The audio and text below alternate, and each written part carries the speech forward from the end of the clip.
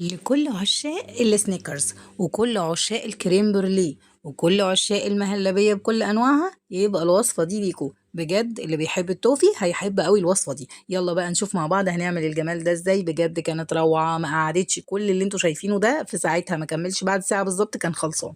ما استنيناش نحطه في التلاجة. حلوة جدا جدا جدا، اللهم بارك. يلا بقى نسمي الله، بسم الله الرحمن الرحيم، ونشوف ايه هي المقادير. لو أول مرة بتشوفيني، أنا اسمي أمنية ودي قناتي، وأتمنى تشتركي في القناة وتفعلي زر الجرس علشان يوصلك مني كل جديد. اول حاجه انا هقول لكم المقادير بالمعلقه، وهقولها لكم بالكوبايه وبالجرامات. اول حاجه انا حطيت 125 جرام من السكر، اي نوع سكر، باودر بقى، سكر سنترافيش، زي ما انت عايزه. نزلت بيه على حله وحطيته على نار متوسطه، وبعد كده جبت طبق او بوله صغيره حطيت فيها معلقتين من النشا ومعلقتين من الدقيق ومعلقتين من اللبن البودر.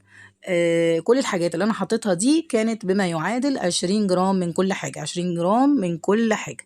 تمام. هنستنى على السكر لما يدوب ونحس ان هو خلاص بدأ يلون كده من الحروف، وهنبدأ نقلبه لحد لما يدوب خالص. وانا مش عايزاه يتكرمل عشان ما يمررش، انا مش عايزاه يتكرمل يتحرق. خلي بالك من النقطه دي، والتركايه دي مهمه جدا. وطي النار، خلي النار متوسطه كده الى هاديه، وابدأي ايه، خلاص هو خلاص تمام. ابدأي قلبي بقى من كل الجناب، والسكر داب وتمام. هننزل عليه بحوالي لتر من الحليب، بس مش هننزل باللتر كله، هنسيب نص كوبايه على جنب علشان هنعمل بيها حاجة دلوقتي هتشوفيها. أنا هنا نزلت اللبانة الصغيرة دي، نزلتها مرتين، مليتها مرتين ونزلتها علشان خاطر تبقي شايفاها بالظبط كده. كان حوالي 750 أو 800 جرام أو 800 ملي من الحليب. تمام. والحليب ده كان دافي، مش سخن ومش بارد. هنفضل نقلب فيها بالراحة كده لحد لما نحس ان التكتلات اللي كانت في المهلبية دي فكت خالص وبقت تمام. لازم السكر بتاع الكراميل ده يدوب علشان خاطر ما يديش طعم مش كويس في المهلبية. هنيجي بقى للبولة اللي احنا حطينا فيها 20 جرام من كل حاجة، وهنضيف عليها بقية اللبن اللي احنا قلنا عليه، وندوب الكلام ده كله ونقلبه كويس جدا ونمكسه كده مع بعضه. عندك بقى معلقه كريم شانتيه ضيفي، عندك معلقه كاستر ضيفي. الحاجات سوري مش كاستر، كريم باستري حطي. الحاجات دي هتعلي التست قوي.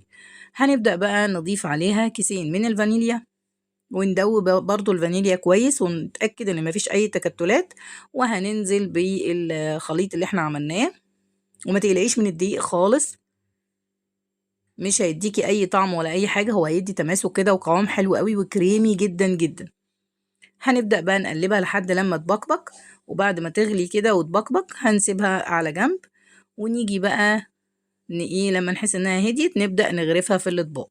طبعا انا هنا مش هغرفها إيه، يعني مش هامله الطبق على الاخر عشان في لسه طبقه تانية هتتعمل. الطبقه دي بقى خطيره. هنجيب هنا حوالي نص كوبايه من السكر، مش نفس كميه السكر الاولانيه. هنا حوالي 60 جرام من السكر. وهنجيب كوبايه من اللبن، وهنحط فيها ادي معلقه صغيره من النشا، وادي كمان معلقه صغيره.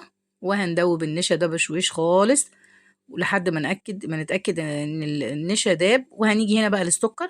السكر خلاص بدأ يتكرمل من الجناب، هنبدأ نقلبه. برضو الخطوة دي مهمة، اوعي تحرقي السكر. لو حرقتي السكر بوظتي الوصفة الأولانية والتانية وكل حاجة.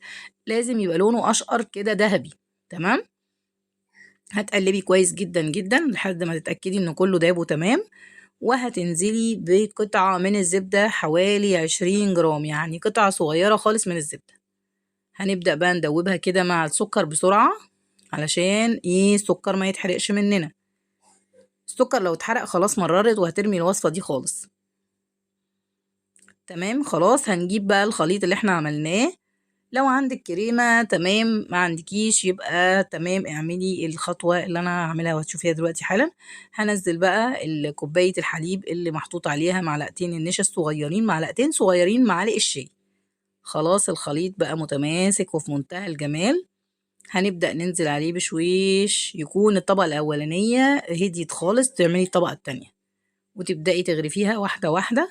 عندك بقى شوية سوداني هتحمصيهم وتحطيهم على الوش، وألف هنا وشفا. لو وصلتي لحد هنا أتمنى تعملي لي لايك وتشتركي في القناة وتفعلي زر الجرس، ويا رب الوصفة تعجبك. وهتسيبيها في التلاجة حوالي نص ساعة، هتطلع معاكي في منتهى الجمال. أنا هنا والله ما استنيت عليها، هي يا دوب بردت كلناها بألف هنا وشفا. ما تنسوش يا جماعة تصلوا على النبي وتدعوا لإخواتنا ربنا يفك كربهم يا رب، اللهم آمين. ويا رب الوصفة تعجبكم، ويا رب توصلوا معايا لحد الآخر يا رب.